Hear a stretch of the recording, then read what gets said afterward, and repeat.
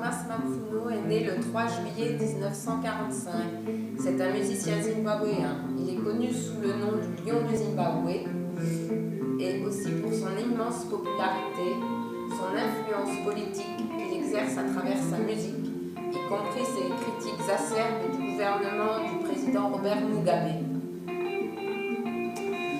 Il a à la fois créé et rendu populaire son style lent et la voix distincte, reconnaissable aux Zimbabwéens. Mapfumo est né en 1945 à Morondera, une ville au sud-est de Harare, la capitale du Zimbabwe.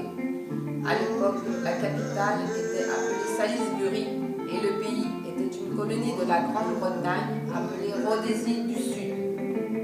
Il a vécu un mode de vie rural, traditionnel, Shona, jusqu'à l'âge de 10 ans. Ce fut au cours de ses premières années qu'il a été exposé à la musique traditionnelle des Shona, influence qui conduira sa musique plus tard.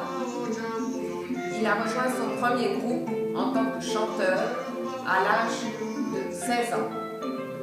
Dès lors, il était toujours dans une bande ou dans une autre, exerçait des petits boulots sur le côté aussi, y compris l'élevage des poulets, d'où le nom de son groupe en 1972, l'Alléluia Chicken Run Band.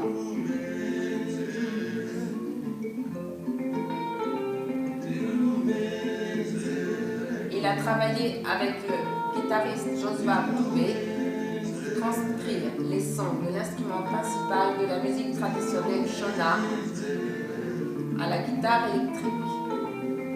Il a également commencé à chanter principalement en langue Shona plutôt qu'en anglais.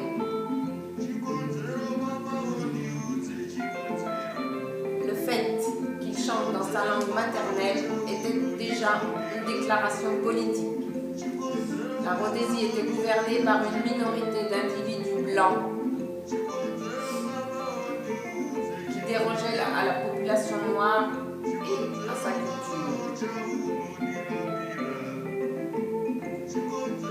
Il a appelé son style Chimunrenga.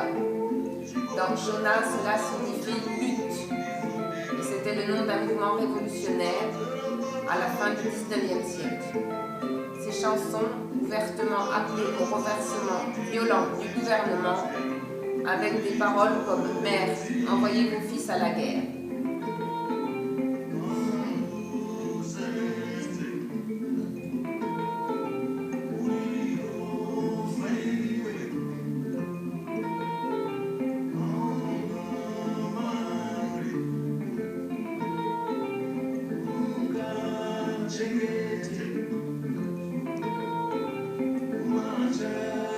Le gouvernement a interdit l'enregistrement de ces chansons et il a été jeté dans un camp de prisonniers sans inculpation en 1979.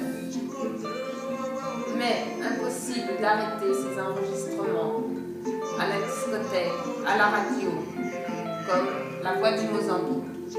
Il y a eu de grandes manifestations pour protester contre son arrestation et le gouvernement fut forcé à le libérer au bout de 3 mois.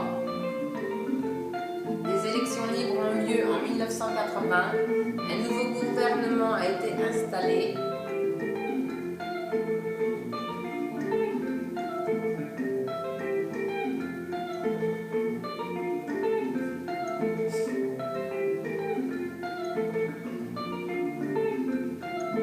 La plupart de ces chansons étaient toujours politiques, lutte contre la pauvreté et autres questions sociales.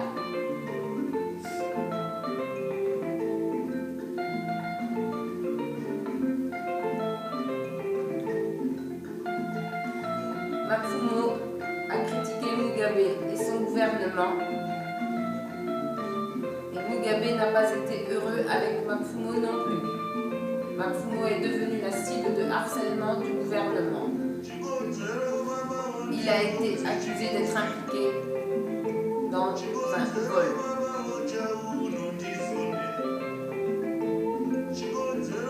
Thomas Mapfumo vit aujourd'hui aux États-Unis.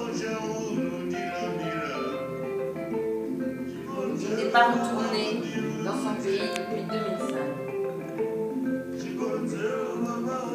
On voit bien que l'ennemi du noir, c'est les noirs. Robert Mugabe, qui croit installer sa dictature, c'est mort, la confusion entre noir et blanc, entre les différents tribus, cela veut dire qu'un dictateur reste toujours un dictateur. Donc, nous sommes là pour défendre cet individu qui vit désormais aux États-Unis depuis de nombreuses années. Donc, l'Afrique noire détruit l'Afrique elle-même. L'Afrique noire se ridiculise elle-même. Voilà. Donc, les cerveaux, les artistes, les intellectuels, la matière grise sont chassés d'Afrique par les Africains eux-mêmes. Voilà. Donc, cette vidéo ou cette image est à son hommage et à l'esprit de son combat honorable pour la libération de la race noire à l'échelle du continent noir et aussi contre les ennemis de l'intérieur qui sont ceux qui abusent des pouvoirs, sont contre pouvoir, soi-disant combattre le colonialisme ou le néocolonialisme, mais c'est eux les premiers à servir ce même colonialisme en détruisant bien sûr leur propre race. Et voilà, l'Afrique post-décolonisation. Voilà, l'ennemi du noir reste le noir, l'ennemi de l'Afrique, c'est l'Africain.